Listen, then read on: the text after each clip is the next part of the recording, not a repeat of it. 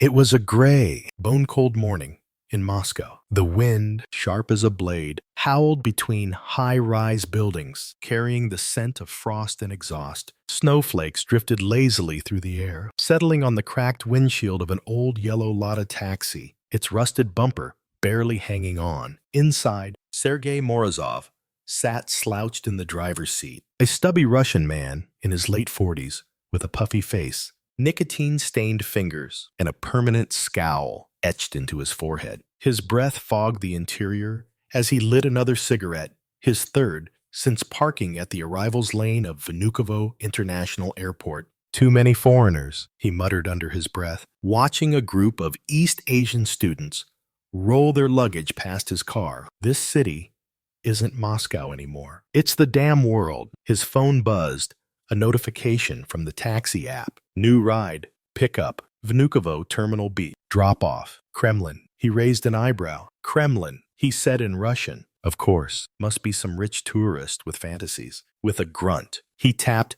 accept. 5 minutes later, the back door creaked open, and a tall black man stepped inside. He was dressed plainly, a long, dark winter coat that hung like a soldier's trench, modest gray trousers, worn leather gloves, no luggage, no entourage, no briefcase, just quiet. The man nodded politely. Good morning. Sergei glanced at him in the rearview mirror, suspicion curling in his mind. You sure you got the right taxi? He asked in broken English, raising a brow. Kremlin. Yes, yes, the man replied calmly. I have a meeting. Sergei snorted, starting the engine. You got meeting at Kremlin. What are you? Diplomat. He chuckled under his breath. Another African dreaming of gold in Moscow. Huh. The man didn't respond. He merely looked out the window.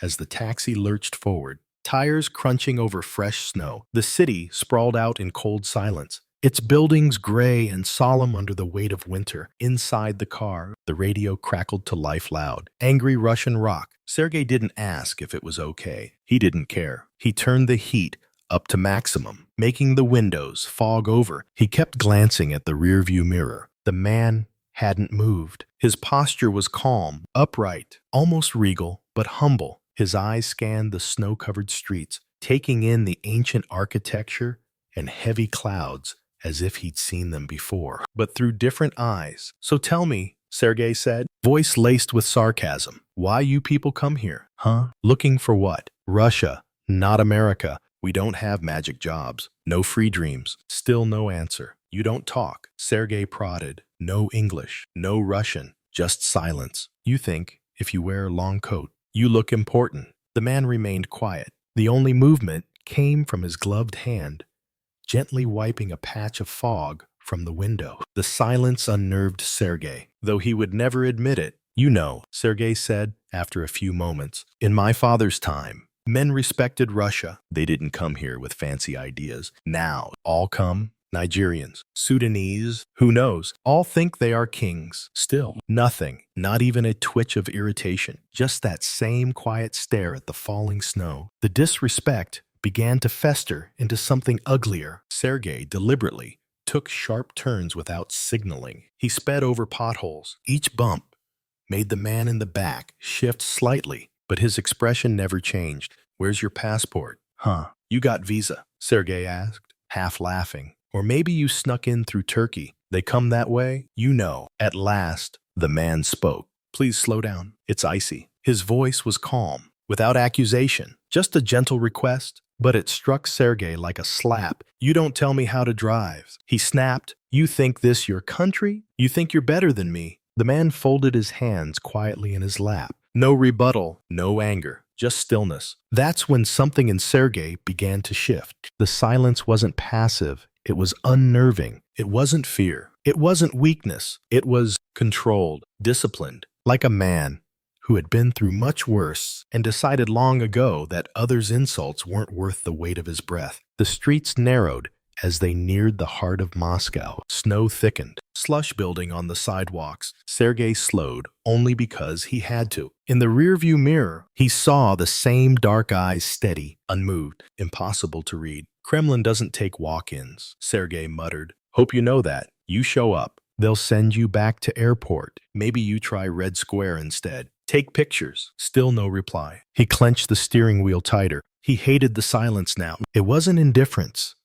It was superiority. This man was sitting in his cab, letting him rant, letting him fume, without so much as a blink, as if Sergei didn't matter. How dare he? But then, just up ahead, something caught Sergei's eye. The Kremlin gates, barriers, guards, earpieces. He hesitated, suddenly unsure. "Hey," he called over his shoulder. "You really going in there?" The man gave a small nod. "Yes." Sergei laughed, trying to brush away the unease rising in his chest. "They'll never let you in. You know, not like this. You think you're some minister. You think Kremlin opens its doors to anyone?" No answer. Only the sound of boots crunching in snow as uniformed Kremlin guards began walking toward the taxi. Sergei's throat went dry. He rolled the window down slightly as one of the guards tapped on the glass. "This the one?" the guard asked in Russian, eyes locked on the back seat. Another guard stepped closer, whispering into his radio. "Confirm. He's here. Notify Central." Sergei blinked. "Wait, what? You know him." But the guards weren't looking at Sergei. They were looking past him, at the man in the back seat, and their expressions respectful. Alert said it all. The man slowly reached into his coat. Sergei flinched, suddenly imagining the worst.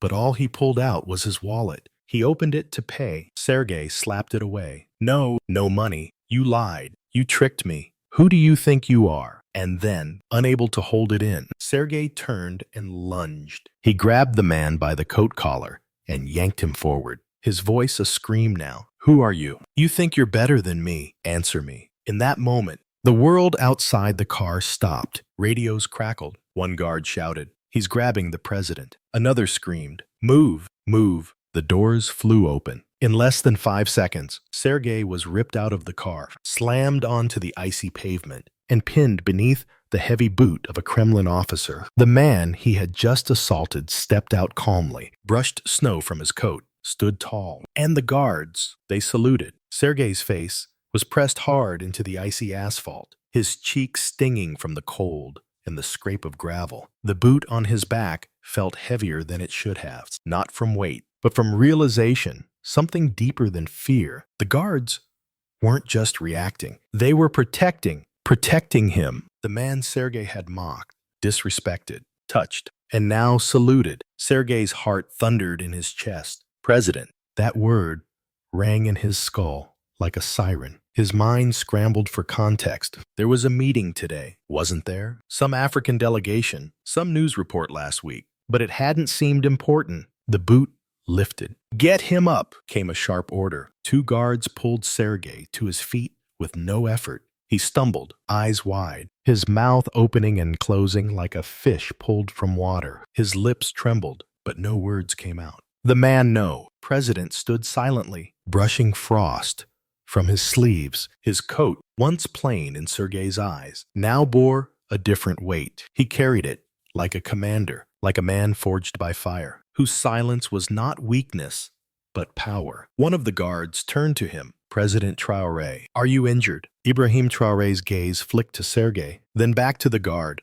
"I'm fine," he said in perfect French. Then Russian. "He didn't hurt me, just lost in his anger." Sergei's knees buckled slightly. The name hit him like a punch to the gut. Ibrahim Traoré, the young president of Burkina Faso, the man who had refused to be anyone's puppet, who kicked out foreign troops, who stared down the global powers and said, "My country is not for sale." And Sergei had insulted him like he was nothing. "I didn't know." Sergei gasped, finally finding his voice. "I didn't know it was you. I swear, I didn't." "Of course you didn't," Traoré said. Gently but firmly, he looked Sergei in the eye, and for a moment, there was no president and no peasant, just 2 men in the snow. "I came without an escort, without a flag, without bodyguards or limousines." Traoré continued, "Because I believed Moscow could handle humility." Sergei swallowed hard. It was just talk. I didn't mean." Traoré raised a gloved hand. "I don't need your apology." The silence stretched. Behind them, the massive iron gates of the Kremlin slowly opened, revealing black SUVs waiting inside. Traoré turned to the guards. "Let him go." The officers exchanged glances. "But sir," I said, "let him go." Traoré repeated calmly, A pause. Then Sergei was released. He stood alone in the cold, his jacket soaked from the snow, his pride scattered in 1,000 pieces across the icy ground. He watched as Traoré walked toward the open gates, the guards falling in behind him like shadows. Just before entering the Kremlin, Traoré stopped. He looked back one final time. Russia has many kinds of cold, he said quietly to Sergei across the wind. Some are outside, some are in the heart. And then he disappeared behind the gates, inside the Kremlin. President Vladimir Putin sat at the end of a long mahogany table, fingers steepled, eyes sharp, beneath a mask of diplomatic calm. A translator stood beside him, though he hardly needed one. Across from him sat Traoré, now flanked by a modest aide from the Burkina embassy. I heard there was an incident, Putin said, after the formalities ended. Traoré nodded. Yes. Putin raised an eyebrow. I took a taxi from the airport, alone. The driver didn't recognize me. A beat. He wasn't kind. Putin smiled, thin and unreadable. Russia isn't known for warm welcomes, especially in winter. Neither is Burkina Faso, Traoré replied. That earned a chuckle from the Russian president. I suppose you wanted to see our hospitality for yourself. I wanted to see your people, not your protocol. Putin studied him. There was something in the way Traoré spoke, calm, deliberate, unwavering, like a man who had nothing to prove but everything to protect. You are young for a president, Putin said. And yet, Traoré replied evenly, I am old enough to lead. Putin tapped his fingers against the table. The world is watching you. France, the United States, China, even your neighbors. I know. They think you're a rebel, that you're naive, dangerous. I know that too. Putin leaned forward slightly. So tell me, Mr. President, why are you here? What do you want from Russia? Traoré looked him in the eye, unflinching. Respect. The room fell silent. Not weapons, Putin asked. No, not money. No, not protection. Traoré leaned forward now. Respect for my people, for my land, for our right to decide our own path. Putin sat back slowly, a faint smirk tugging at the corner of his lips. You remind me of a lion, he said. Then understand, Traoré replied. Even a lion walks alone sometimes, but never bows. Back outside, Sergei sat in his cab, engine idling. He hadn't driven off. He couldn't. His hands were shaking. His pride was shattered. His soul heavy. He replayed the ride in his mind over and over. The silence, the patience, the refusal to fight back. How had he not seen it? The man in his back seat wasn't just powerful. He was disciplined. He had sat through every insult without flinching. Not because he was weak, because he was stronger than Sergei had ever imagined. Sergei looked at his rearview mirror, half expecting to see those calm eyes again, but they were gone, and all that remained was his own reflection and the silence of a man who had just been taught the cost of arrogance. The Moscow evening descended slowly, blanketing the city in a muted gray light. Traffic pulsed like a tired heartbeat through frozen veins. But in one corner of the city, a man sat motionless in his car, haunted. Sergei had not moved for hours. The cab smelled faintly of tobacco and cold sweat. The clock on the dashboard blinked past 21. Zero. Yet the fare meter remained frozen at 0, just as it had been when Ibrahim Traore stepped out and walked silently into the Kremlin. Sergei's fingers tapped the steering wheel rhythmically, almost like a prayer. But there were no gods to answer him tonight. He remembered everything, every word, every sneer, every curse he hurled in that taxi. Go back to your jungle. You think Russia owes you anything? You're lucky I even stopped for you. And the worst part, Traoré had done nothing in return. Not one insult, not one threat. He had sat there silent, dignified, composed, while Sergei threw centuries of colonial arrogance in his face. Now, Sergei's heart carried the weight of that silence. It rang louder than any scream. Suddenly, the cab radio crackled. All units, we have a security request near Red Square. Checkpoints being installed for the departure of the African delegation. Expect delays. Sergei reached out and turned the radio off. He didn't care about roadblocks. Not tonight. He reached into the glove compartment and pulled out an old photo bent at the corners, sun-washed. It showed a younger Sergei in a Soviet border guard uniform, standing beside his father, a man of discipline, of honor. Always treat the guest with respect, his father used to say. Even if they walk barefoot. Sergei looked at the photo, long and hard. He had failed that code. He had dishonored his own blood. And more than that, he had spat on a lion. Inside the Kremlin, private lounge, President Ibrahim Traore sat in silence, his tea untouched. His aide, Daniel, hovered nearby, hesitant. Sir, the Russians have sent over the final draft of the trade agreement. They're prepared to— Not now, Traoré said softly. Daniel nodded. Stepping back, Traoré's gaze remained fixed on the frost-covered window, beyond which the Moscow lights shimmered like scattered embers. He didn't see snow. He saw home. He saw Ouagadougou. He saw his people proud, poor, stubborn, unbroken. He thought of his grandfather, a griot whose voice could shake a village. A lion does not need to roar to be feared. He used to say, the silence of the lion is the last warning. Traoré closed his eyes. That taxi ride, it hadn't hurt his pride. Not really. He had endured worse, but what gnawed at him was the depth of Sergei's hatred. Casual, automatic, inherited, not personal, structural. And that made it worse. They still see us as shadows, he whispered to himself, even in the snow. Elsewhere in Moscow, TV studio, a breaking news bulletin cut through the evening. President Ibrahim Traore of Burkina Faso met today with President Putin behind closed doors. No formal press conference was held, but insiders report that Traoré arrived without an escort and used a local taxi to reach the Kremlin.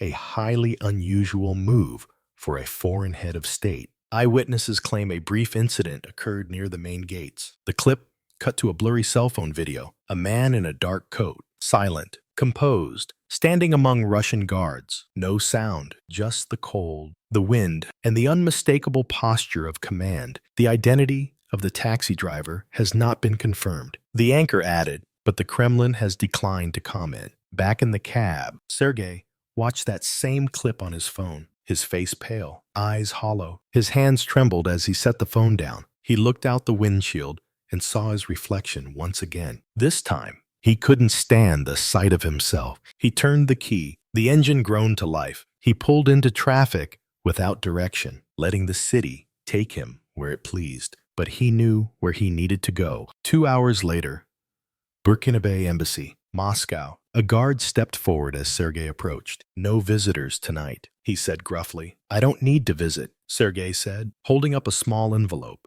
Just give him this. President Traoré. The guard frowned. Who are you? Just a driver, Sergei said. The guard took the envelope reluctantly. Inside, it was a single, handwritten note to President Ibrahim Traoré. I have nothing to offer you.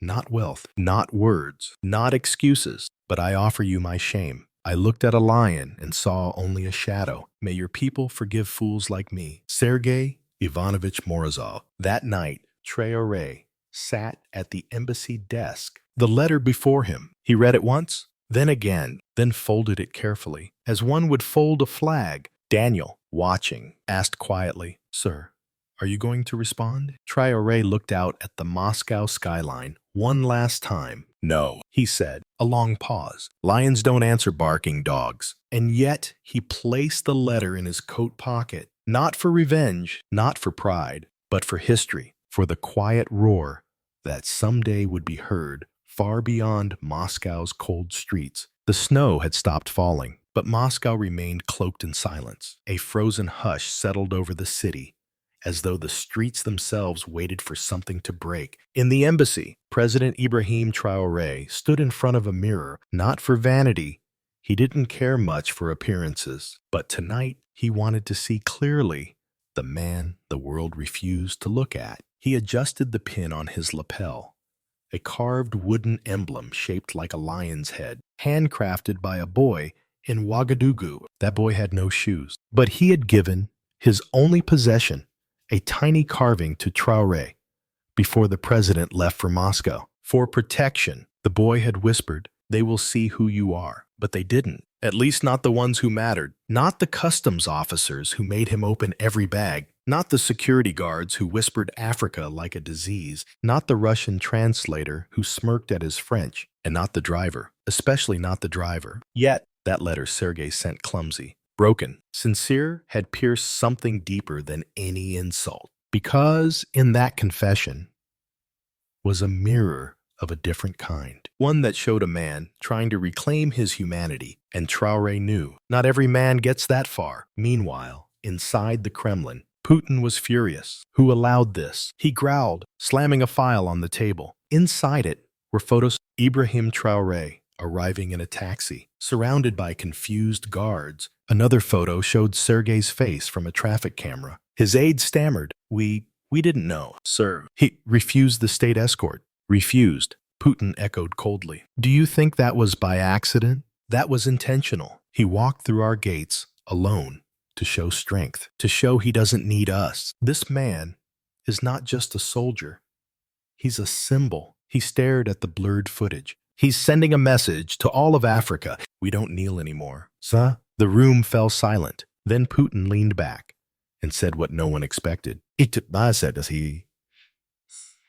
Good. The aide blinked. Sir. Putin smiled faintly, bitterly. I like men who fight with silence. They last longer than those who shout. He tapped the file, but silence always costs something. Back at the Burkina embassy, Traoré paced the library room, lined with dusty French books and aging maps. Daniel entered with a concerned look. Sir, there's pressure mounting from ECOWAS. They want a full report of your trip. The media is twisting the taxi story. They're saying we were unprepared.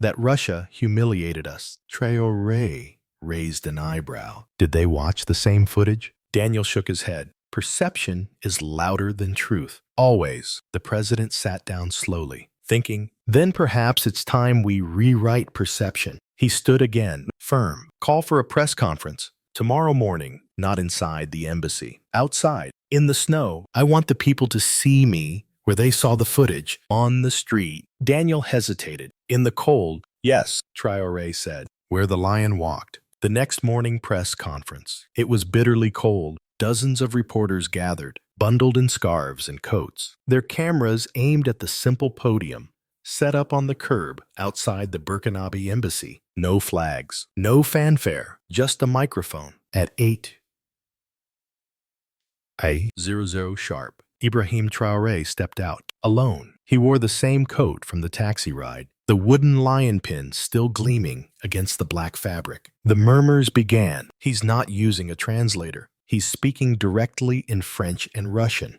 Is this about the driver? What is he trying to prove? Then silence. And Traoré began to speak. When a lion walks through snow, he leaves prints, but he does not roar because snow absorbs everything but truth. I came to Moscow not as a beggar, nor as a subordinate. I came as the elected leader of a free nation. I used a taxi not because I lacked means, but because I wanted to feel the city raw, unfiltered. What I felt was not Russia. What I felt was history, heavy, cold, and suspicious. But even in that history, there was a crack, a man who hated me, but then offered me his shame. Let that shame be the beginning of a new language between nations, not of aid or orders, but of respect. I do not ask for applause. I ask for recognition. And I speak not just for Burkina Faso. I speak for every African child watching this, wondering if their silence will ever be heard. It will, because silence,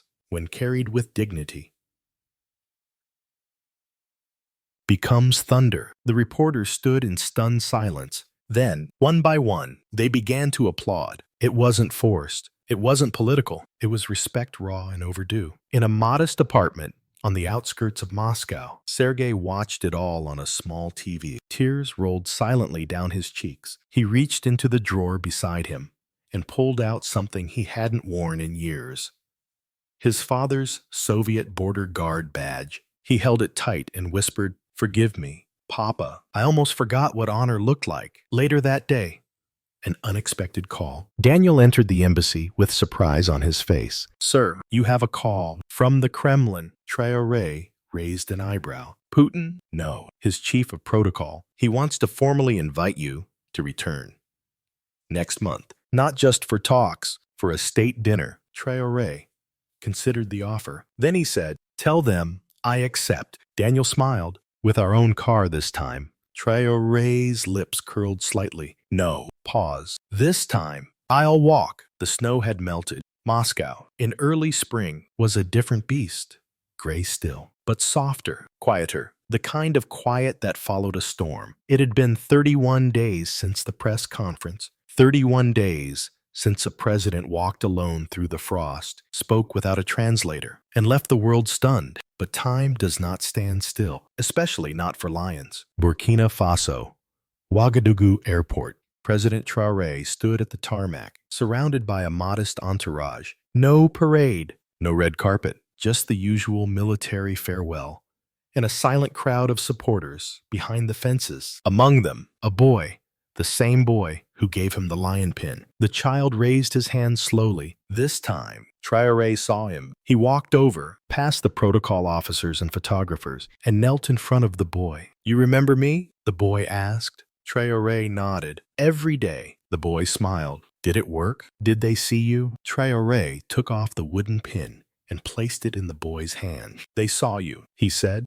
"and now they won't forget." He rose, turned, and boarded the plane. Moscow Kremlin Palace. The invitation had changed. No longer a meeting in the shadows. No more uncertainty. This was official. A state dinner. Honor guard. Flags of both nations flown equally. French translators provided without protest. Cameras positioned not just to observe, but to respect. Traoré arrived not in a limousine, not in a taxi, but on foot. He had walked the final kilometer, alone. From the Bolshoi Theater to the Kremlin gates, the snow had melted, but the path remained the same. People noticed, and this time they didn't laugh. Inside the Grand Hall, President Putin greeted him with a nod. President Traoré, President Putin. A long pause. Then a faint smile from the Russian leader. "This time, you chose to walk again." "I prefer the ground." Traoré said. "You can hear the people from there." Putin nodded, not in condescension, but in understanding. Sometimes,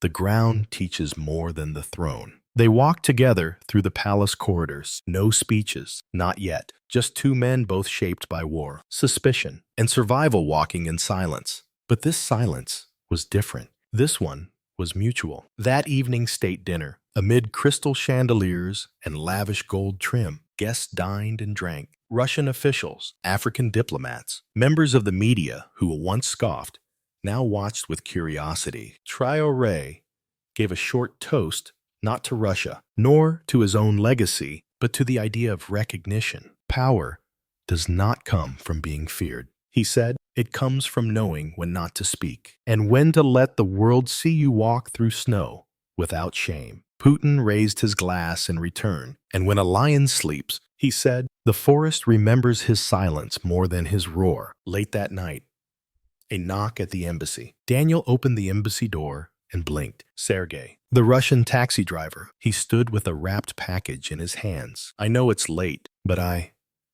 heard he was back." Daniel hesitated, then gestured him inside. They found Traoré in the reading room, alone, writing something longhand in a leather-bound notebook. Sergei approached slowly, nervous. "I brought something," he said. "It's not much, but it's mine." He unwrapped the package. Inside was a hand-drawn map of Moscow, marked with red ink along one path, from the exact point where Traoré had entered Sergei's cab to the Kremlin gate. A line of memory. "I retraced our ride," Sergei explained. "I wanted to remember it right. I wanted to tell the truth someday. Maybe to my son." Traoré studied the map. He nodded once. Then, unexpectedly, he stood and handed Sergei the same notebook he'd been writing in. "Tell your son this too," he said quietly. "History is not what we see on screens. It's what we carry." Sergei took the notebook with trembling hands. "Thank you," he whispered. But Traoré just turned back to the window. "Sleep well, comrade," he said. Weeks later,